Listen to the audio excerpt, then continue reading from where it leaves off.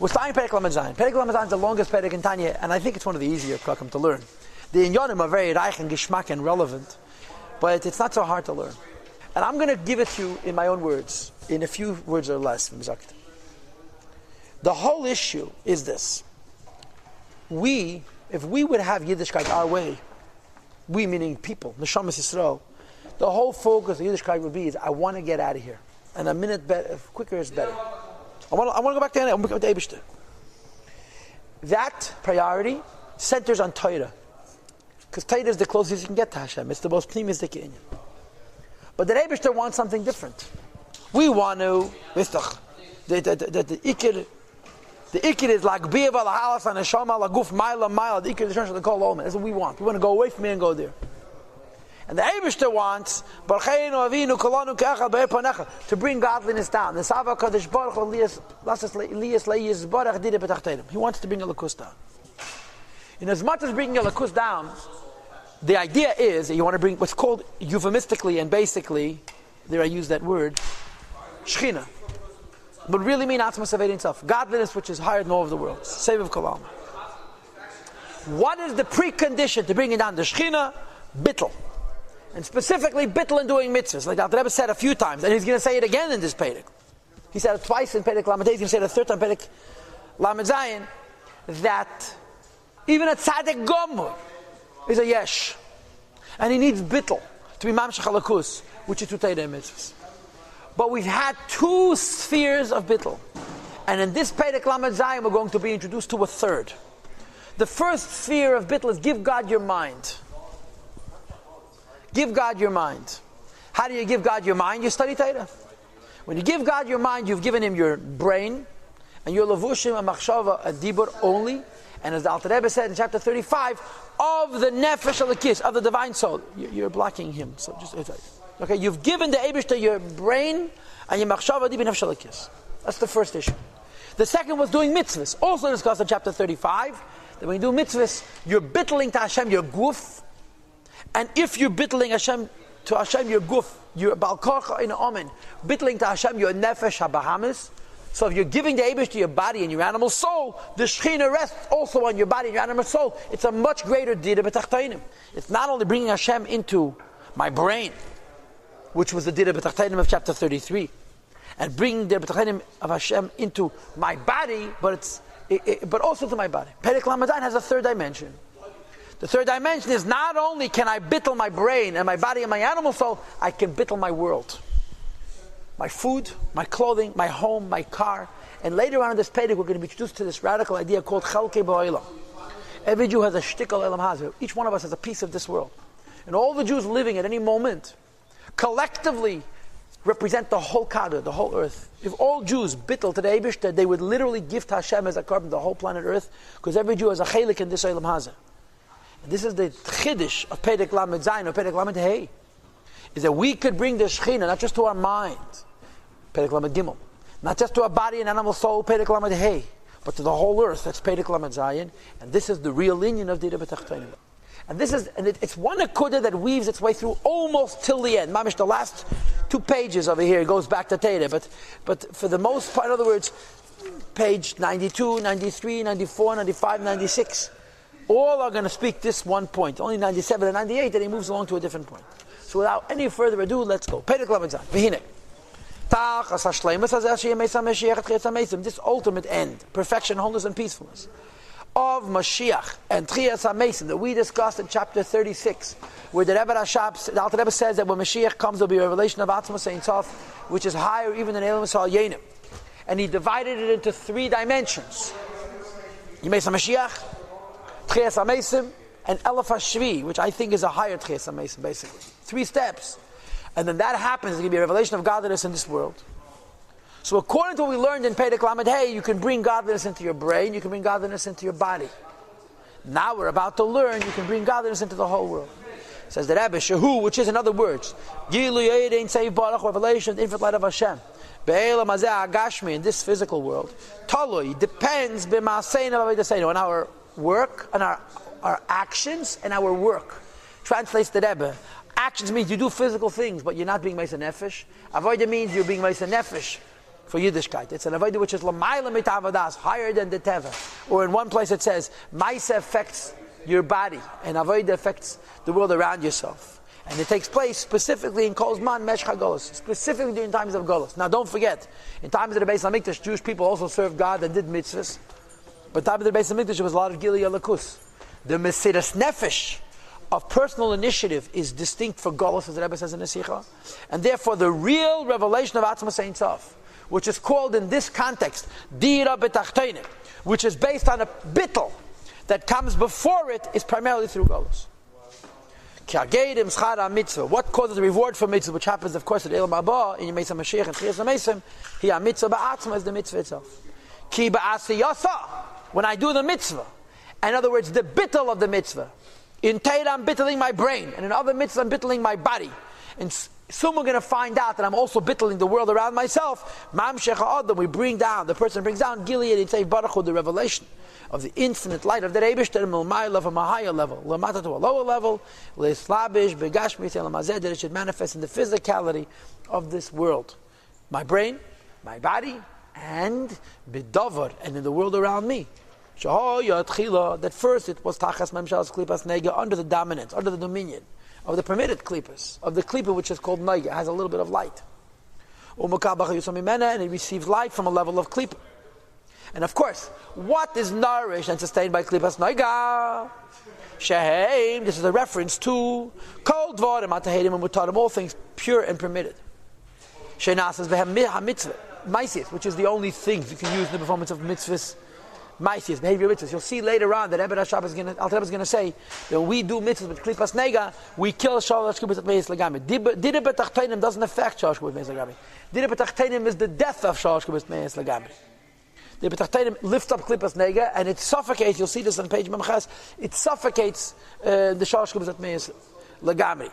So we use physical things. In other words, we're bittling not just our brain and our body, but the gashmis, at least of klipas nega, to the Eibishter. Again, for example, klafat tefillin mezuzah v'sefer, the parchment, the leather of tefillin, mezuzah and sefer Torah. The Gemara says, you're not allowed, it says in Pashas tefillin, right? The man, tia, teirus adishem beficha. So the Chazal learns from this word beficha, only things that are muta beficha are good for stam. Sefer Torah says, you don't have to use a kosher animal for a klaf. It has to be a kosher species. In other words, if you kill if an animal dies or is killed, and it's sold as treif, the skin of that kosher animal is kosher for tefillin. You understand? As long as it's a kosher species, it doesn't have to be shchutim, it has to be tehedim. Tehedim, mutar beficha, species, kinds that are tied in mutar. As well as nefsek which is not orla, hagah, because orla means the first three crops. He mishalosh kibbutz meis lagamis, and the three evil klipas ein lam aliyah la'elam can never be elevated except through tshuva ilah or tshuva mi'avik mishkasa beit chaim. V'chein kol mitzvah baba v'rechat Hashem. Anytime you do a mitzvah using a sin, it has no effect. It doesn't affect dira b'tachtenim. You cannot bittel shalosh kibbutz meis lagamis. You can't lift it up. Now, what is the reason you have two dugmois? Stam and orla. I'll tell you why. An animal, yeah? It's either kosher or treif, right? A fruit. This same fruit in 3 years is kosher. What's arla? You plant a tree, the first three crops are treif. The fourth crop is halik. The fifth crop, the same esrig. The species is klipas nega. It's the same min. The same min. Right? There's no such thing as a species of animal, some being kosher, some being treif. No, all deer are kosher. And all, ich weiß nicht was, non-kosher animals are treif. Donkeys are treif. Here you have one min, where some of them are kosher, some of them are treif. And the Alter Rebbe says, Nago, I want you to know that even though the min ha'esrik has some klipas nega, this is not klipas nega that's prohibited. It's klipas, the sholosh was legamri. The first dogma is klaf of tefillin. Klaf of tefillin, it's either 100% kosher or 100% treif. There's no such thing as some of them are kosher, some of them are treif. Any skin from any kosher animal is kosher. Here you have a min. Today it's kosher, today it's treif, tomorrow it's kosher, even if it's the same min. And it brings you a third dogma, or mois tzedakah. Two dogmas, because he wants to explain the effect of shalosh kibbutz meis legamri. you really cannot say that the etzem of this esrog is shalosh kriyas meis lagamri, because the etzem of esrog meis lagamri, the tree would have to be shalosh kriyas meis lagamri, and if the tree is shalosh meis lagamri, it'll be shalosh kriyas meis lagamri in 5 years too. Somehow, this is a lesser type of shalosh kriyas meis lagamri than a chazir. The donkey's skin is be'etzem. The donkey is a treif animal. The esrog is not treif. This esrog is treif. You follow? And he brings you an even more controversial dogma. Money of tzedakah which is not stolen. Now, if you steal money, the money is shalosh kriyas meis lagamri. Esrog of Allah, even though in 3 years this same type of esrog is kosher, but when you steal money, the money is not klipa. You lose that money. Somebody finds it. He doesn't know it's gezel. Yeah, he's kind of a year, whatever the lamdas Adar. The bottom line is, that money to him is not treif. It's treif because of your action. And the tafas of the money is not in the money itself, it's in the pa'ula. So this is even less shalosh kriyas meis lagamri than the shalosh kriyas meis lagamri esrog. You understand? The Rebbe gives 3 dugmais. It's 3 levels. In shalosh kriyas meis is madregis. And the lowest madrega is this yitush, this mosquito. There's madregas. Because shalosh kriyas meis lagamri does have a tiny nitzitza key. It's not pure choshech. But then, chaticha atma, that's nevela. The light becomes darkness. So the Rebbe, Alter Rebbe is not giving you 3 examples. He's giving you 3 echosdika levels. A treifa animal, a treifa fruit, and stolen money. One is be'etzem shalosh kriyas meis lagamri. The other, this fruit, is be'etzem, and the money is b'chlal not shalosh kriyas meis lagamri. It's shalosh kriyas meis lagamri for you, because you stole it. You made your relationship, your association with that dealt. I mean, if you would be a lamdan and a nigel detated, that halacha would of course depend. Are you kind of gezel? When you steal money, it doesn't become yours. And therefore, if you give the money away, it wasn't yours to give. But there are ways that a gazlan or a ganav could be kind of money. For example, if you would melt it down, right, and make it into raw gold, make shinoi maisa, change it into rumitzias. He's kind of a yesha shinoi maisa, and then it would no longer be gezel. Halachically, he's a ganav, and he has to be careful. But the klip is not in this coin; it's only in him. You understand what I'm trying to say? Until you make a shinoi, so long as halachically a nigla detated, this money is gezel klape you. You can't use it for a mitzvah. For the ganav, it's shalosh kriyas meis lagamri.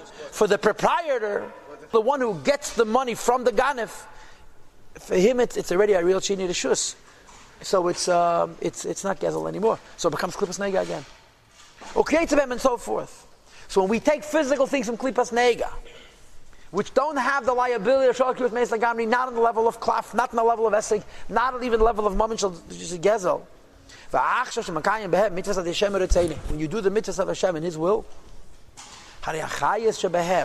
what you're doing is bittling the gashmias, and by the virtue of bittling the gashmias, the Eibishter manifests. The chayas, the life in these gashmias, is elid, rises up, it's battle and it's nullified, and as a result, v'nichol bein tzev baruch, what's included in the infinite light of Hashem, which is called Shechina. Shurateni is baruch, which is the will of Hashem, and malubas behem, which is inside of themselves. Because now that you did a mitzvah with it, and mitzvahs are not a little bit godly. Mitzvahs are so godly that ma'achash ein sham b'chinas has to put him klal. It's so godly that Hashem is not concealed at all, like we discussed yesterday. Lahas is baruch. There's nothing blocking Hashem's light. So the chiddush of Perek Lamed Zayin is that not only your body, but the gashmis of this world is becoming godliness. V'chein, additionally, he goes back to the point of the previous Perek. Koyach nefesh hachayunas habahamis, the power of your animal soul, shebe'evrei gufa adam, which are in the limbs of the person's body. Hamakayim a mitzvah, which is doing the mitzvah. You're doing a mitzvah with your body also. And it's also being risen up from the klipa. Including the holiness of the mitzvah. Is baruch, which is the will of Hashem. It's nullified in itself. And as a result, the Shechina is manifest. Now comes a big chiddush. Even though in Perek Lamed the Alter Rebbe said in learning Teda, you're only bittling your brain. Now the Alter Rebbe says, in addition to thinking words of Teda, you have to speak the words of Teda. The thoughts of Teda are bittling only your brain.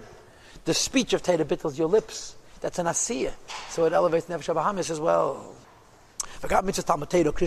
When you speak Teda, Krishma, Tefillah, okay, and so forth, and so forth. It's not mamish a physical action. Which is on the domain of klipas nega mamish.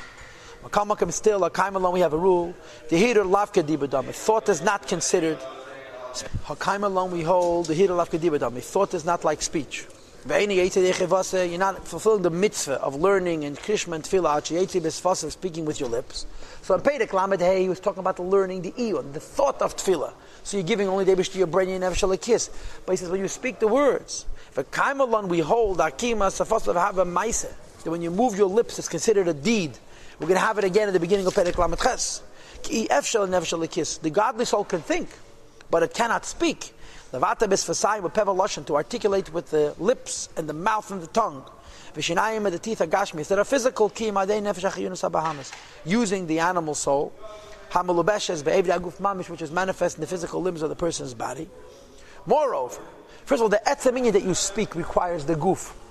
And especially the louder you daven and the louder you learn, naturally, this is his expertise, you insert and reveal more power of the animal soul in these words, and as a result there's more of your guf, your nefesh bahamis in your words.